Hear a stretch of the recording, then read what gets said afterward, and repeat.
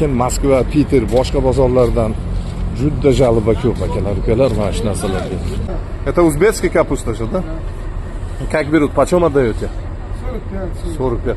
А капуста нормальный выходит? Там гнили или там по калибру, что мелкий, крупный? Нету такого? Нормально у вас? Нормально, да? Качество нормально? Да, вот качество.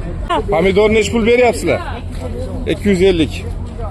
Bizda mana shu bozorlarda ancha-muncha kontrol bo'lganligi uchunmi, mana shu Novosibirsk, Omsk bozorlarida anchagina tovarlarimiz endi biz bilgan holatda yaxshi. 4-5 mashina bor bozorda karam. Uka qancha bo'ldi ochganingiz? Karam bugun ikkinchi kun. Ikkinchi kuni.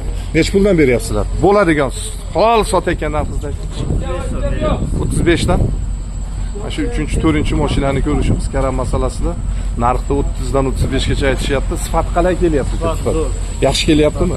Halidaqa o'qlab, oldab, anaqa narsalar bo'lmayaptimi? Yomon chichirigani nimalar chiqib qolmayaptimi?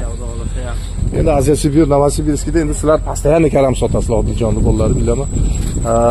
Sizlar mana bu yil sezonni boshlaganlaringdan beri holat qanaqa karamlarni kelish O'zbekistonda? Karam yaxshi dollar zo'r kelyapti. Shundoq kelib tursa dollarsa yaxshi. Boshqa bir sizlar-ku bir sifatga yaxshi ishlaysizlar. Boshqa bir qo'li qo'shnida bunda karamdan jalba bo'layotgan mana shunaqa ishlar o'qlanib kelayotgan yo ochib ketayotganlar bo'ldimi hali siz? Karam hali bo'lgan. Bizning bozorda bu ish bo'lgan yo'q hali. Hali endi boshlandi buni sezoni.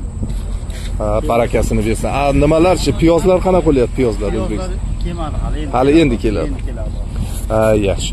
Значит, 2 kunda mana hozir 3 dan 2sini 2,5ni past sotib qo'yibsizlar, to'g'ri qoldi. 30-35 narx ketishi shunaqa. Salomat bo'ling, sog' bo'ling.